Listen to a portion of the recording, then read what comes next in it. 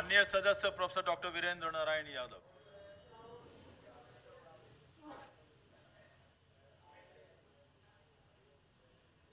इसके बजट पर बोलने का मुझे अवसर दिया, इसके लिए आपको धन्यवाद।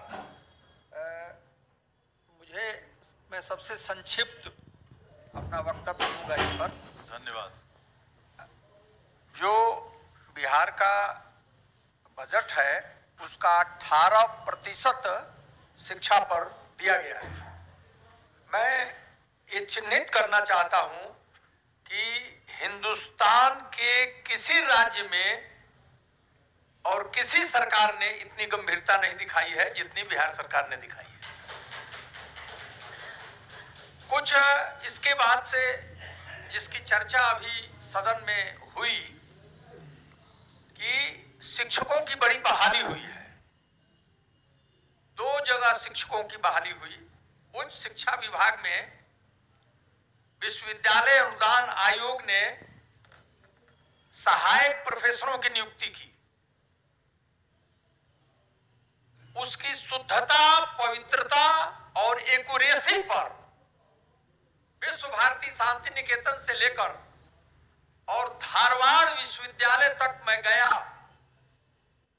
भिन्न भिन्न अवसरों पर लोगों ने कहा कि बिहार सरकार में जो असिस्टेंट प्रोफेसर की बहाली होती है उतनी शुद्धता और पवित्रता के साथ पूरे देश में बहाली नहीं हुई है। और जब उसकी जांच आप करेंगे तो आपको पता चलेगा कि न उसमें क्षेत्रवाद है, न जातिवाद है, न किसी अध्यक्षवाद है। कुछ उसमें किसी तरह की गड़बड़ी आपको नहीं दिखाई पड़ेगी। यह बिहार सरकार जो माननीय नीतीश जी के नेतृत्व में चल रही है, एनडीए की गवर्नमेंट, उसकी शुद्धता और पवित्रता और एक मानदंड इसने स्थापित किया है। उस ऊंचाई को दूसरी सरकारें सोच रही हैं कि हम कैसे इस तरह की नियुक्ति कर पाए। दूसरी बात, इस सरकार की और इसकी एजेंसियों की जो हमारा बिहार लोक सेवा आयोग है उसकी क्षमता की मैं बधाई देता हूं। इतने कम समय में हिंदुस्तान की किसी एजेंसी ने इतनी बड़ी संख्या में बहाली नहीं की।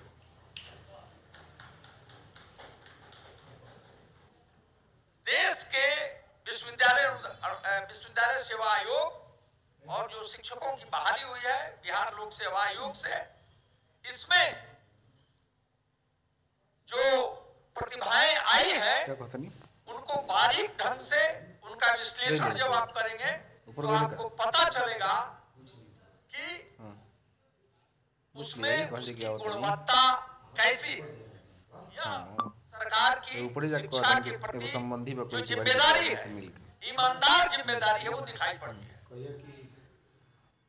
और बात मैं कहना चाहता हूं, क्या हो जी वो संबंधी बात चलना जाए तो अगल बगल में अब कोनो काम थोड़े जयप्रकाश कोनो काम नहीं के तो बोरिंग रोड कहता रहते लोहिया 10 विदेश के जॉन स्टुअर्ट मिल, फ्रांस की सिमोन दो बहुआ, इन तमाम लोगों को जो प्रगतिशील चिंतक थे देश और दुनिया के और इस देश के, उनके सामने लैंगिक भेद एक बड़ी समस्या थी।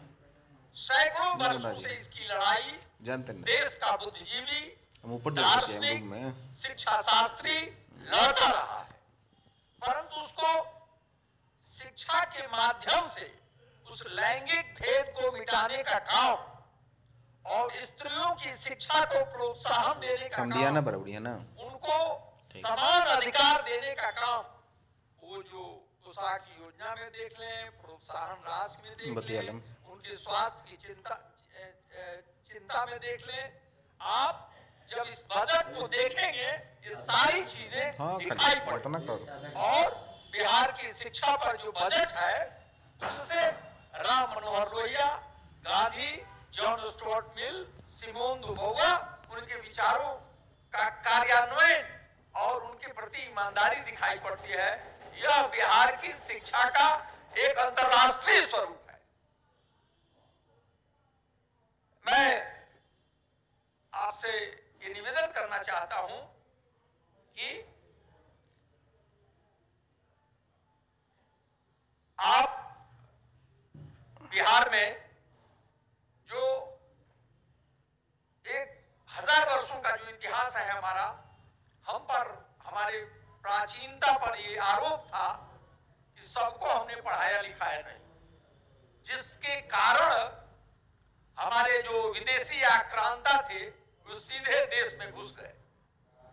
हमने बिहार की जो शिक्षा व्यवस्था है या सोच और चिंतन है, समाज का जो सबसे कमजोर तबका है वो कैसे बढ़े, यह बिहार सरकार की चिंता है। उसी में जो गरीब तबके के लड़के हैं, जो हाशिए के लड़के हैं, कमजोर समाज से आने वाले लड़के हैं, उनकी पढ़ाई के लिए अगर वे प्रतियोगिता परीक्षाओं में जाना चाहते हैं तो उसके लिए विशेष व्यवस्था की गई है।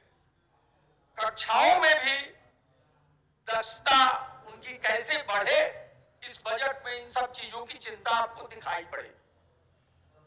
मैं कहना यह चाहता हूं, यहां माननीय बिजली ऊर्जा मंत्री बैठे हुए हैं। दो शब्द लिए जाते हैं, एक सभ्यता और एक संस्कृति। उन्होंने सभ्यता को बनाया, बिजली दिया, सड़क दिया, उपादान दिया, परंतु जो बिहार की शिक्षा मंत्री बैठे हुए हैं और इनका जो बजट है वह सांस्कृतिक पक्ष को संबद्ध करने वाला है। बुद्धकालीन हमारे बिहार भले ही गिर गए होंगे, परंतु बुद्ध की जो करुणा है अर्थात जो संस्कृति है वह आज भी शाश्वत है, चिरंतन है। हम गरीबों के साथ न्याय करके और उन्हें सांस्कृतिक रूप से संपन्न करके चिरस्थायी परिवर्तन का, सांस्कृतिक परिवर्तन का काम कर रहे हैं। इस प्रकार हमारी सरकार ने अगर पटेल भवन बनाकर बिजली की व्यवस्था करके, जल नल की व्यवस्था करके सभ्यता को संपन्न किया है, तो गरीबों को पढ़ा के, स्त्रियों के संबंध में निर्णय लेके, कठोर निर्णय लेके, हाशिए की व्यक्ति को पढ़ाने की व्यवस्था करके सांस्कृतिक रूप से राज्य को संपन्न करने का काम किया है।